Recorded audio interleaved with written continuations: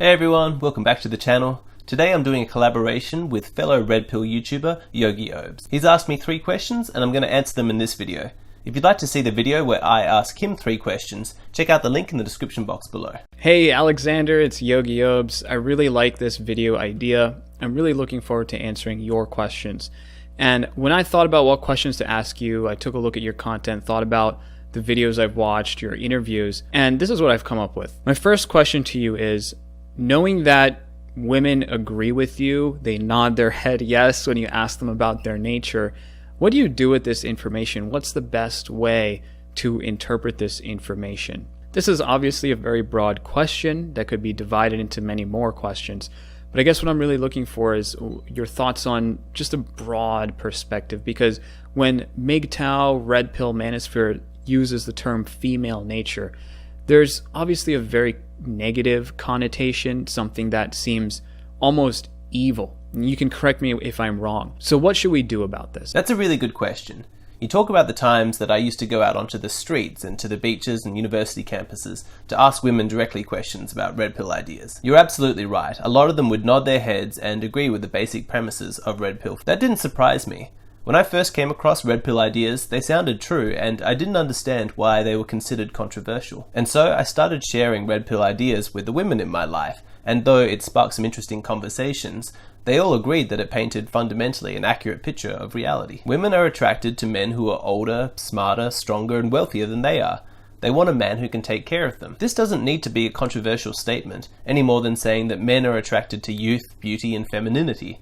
It's reality, and reality should never be controversial. I think that you and everyone in the comment section could probably have long discussions about the specifics, but if we agree that Red Pill ideas are fundamentally describing female nature in an accurate way, the question then becomes, well, what do we do with that information? I really think that the first step is to get angry.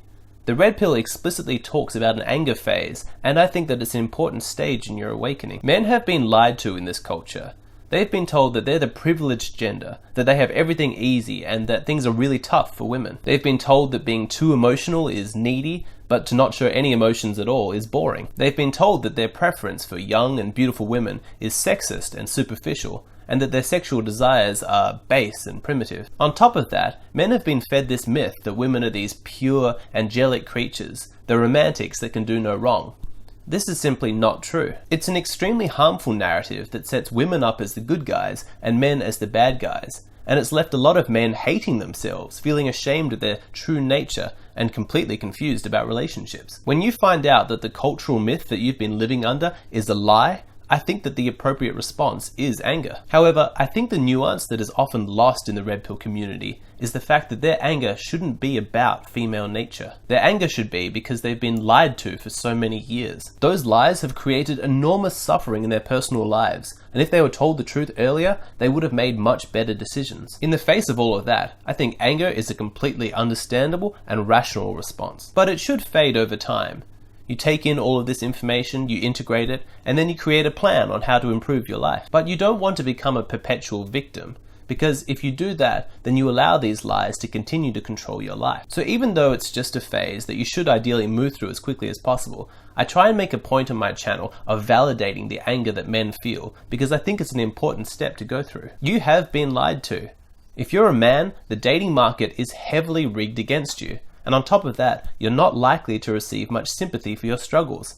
It's okay to be angry about that. But what can we say to men who are not just angry about being lied to, they're angry about female nature? Well, here is where the Red Pill community is not consistent amongst all members. You've got some men who are angry that women are lazy, staying at home all day, taking the easy job, while men are off in the workplace doing the hard work and contributing financially to the household. But then you've got other men who are angry that women are out in the workforce, competing with men, and they want women to return to their traditional roles of being at home, taking care of their partner and raising children. You've got some men who are angry that women sleep around too much, but you've also got other men who are angry that it's so difficult to get women to have sex. So there really isn't any consistency in the Red Pill community about specifically what men are angry about when it comes to female nature and female behavior. But regardless, whatever your expectations, my advice is the same. In order for you to not feel angry, you have to create the conditions in your life so that that anger does not arise. If you're angry that women are too promiscuous, then you definitely want to stay away from places like Las Vegas and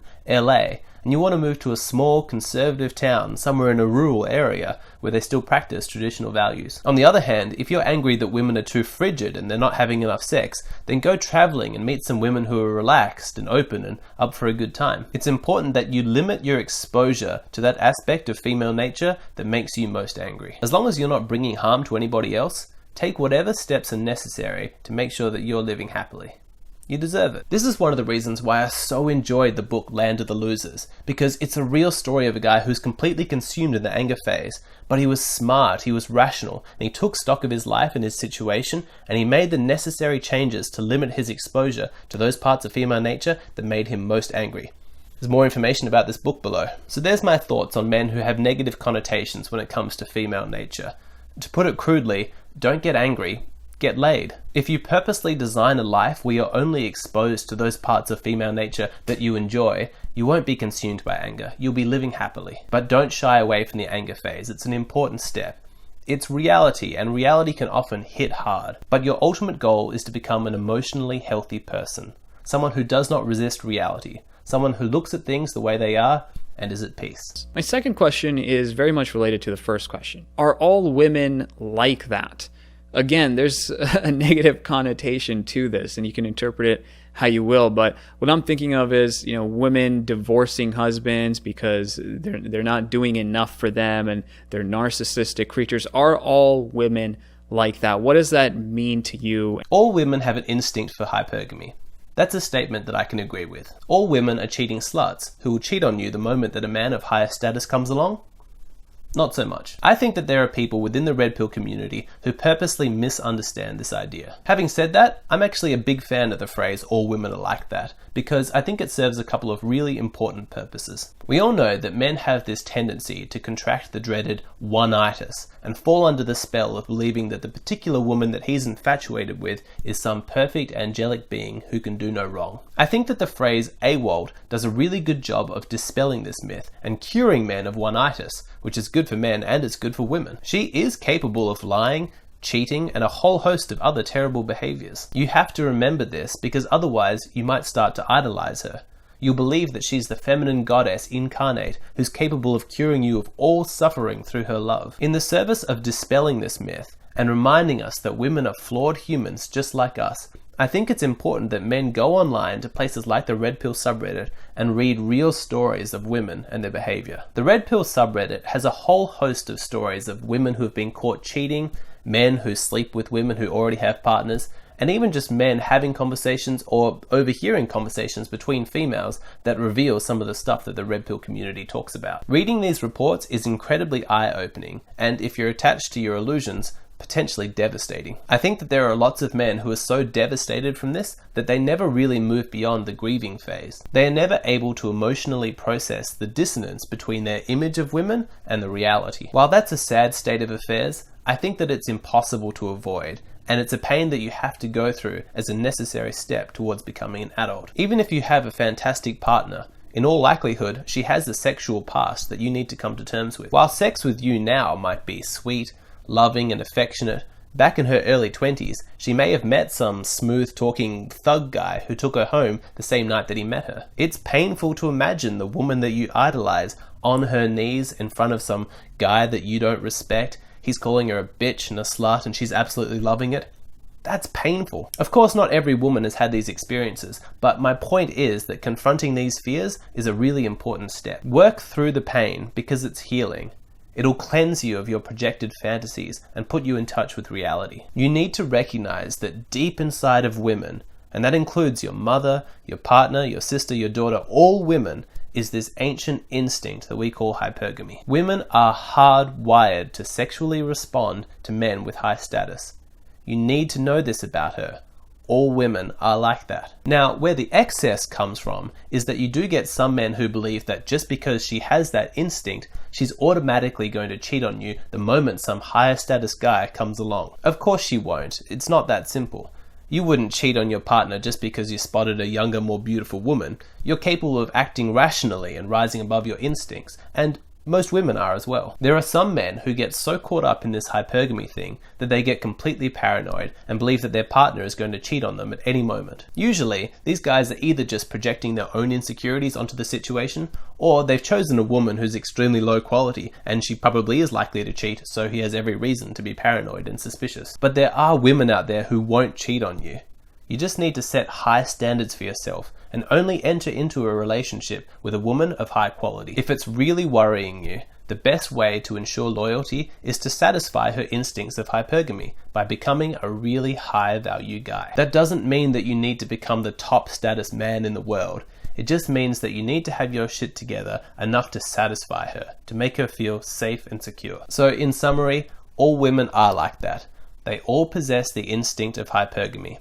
That doesn't mean that all women will cheat on you. My last question is, from creating videos for however long you've created them, from seeing the way content has developed in the manosphere, from being passionate about this and creating an audience of men who are looking for help, what do you feel is the biggest struggle that men today are facing with regards to female nature, women, dating, and relationships? That's a really good question, and I'm going to answer it in two parts, because there are really two different groups of men, and they're both facing different issues. Without a doubt, the biggest issue facing men today is that they're blue-pilled. They don't understand that because they're a man, the dating market is rigged against them. They don't understand what women find attractive. They don't understand how women will have one set of rules for guys in the friend zone and a completely different set of rules for guys that they see as a potential lover. They don't even understand that they are entitled to their own happiness and that they have an inherent value beyond what they can provide to women. There are so many tenets of red pill ideas that I would consider to be the bare minimum of knowledge necessary in order to be able to function in the world of dating and relationships that most men never learn. If I had to summarize something as the biggest struggle, it would be that men don't understand that if they're having a hard time with dating, relationships, and understanding women, largely it's not their fault. It is so crushing to think of the amount of genuinely good guys out there whose ignorance is being taken advantage of, even though they've done nothing wrong. I want so badly for these men to stop feeling ashamed of themselves for their lack of success with women, and I want them to understand that it's not all their fault. Now, this isn't to absolve them of responsibility. If you want to have a romantic success, then you need to get your life together and be the best version of you that you can be. But a big part of that is to educate yourself, to get red-pilled and to understand how men and women are different. So that's my feeling for the general population of men. Their biggest problem is that they are blue-pilled. However, for the community of men who describe themselves as red-pilled, I think that they face a completely different problem. Their difficulty is to not let the anger phase consume them and become extremists. If they do that, then they're really in the same boat as the blue-pilled men.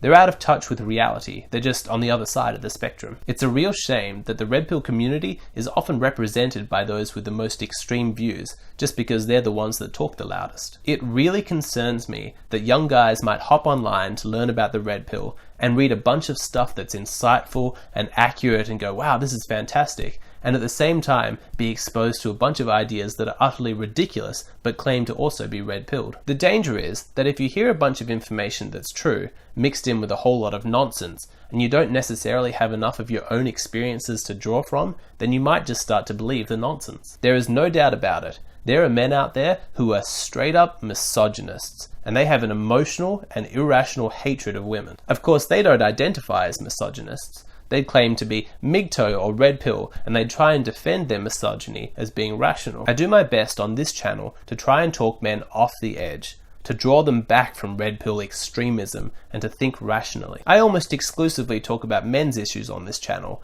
and that's absolutely fine. It's good for men to have a space to talk about these things. But don't ever for a second think that women aren't facing their own struggle. One of the reasons I was excited to do this collaboration with YogiOabs is because he seems to be coming from the same perspective as me. He has a sort of moderate, rational approach to his content, which I really appreciate. I have heard some statements from him that I would definitely disagree with, and maybe we can get into that more in the future.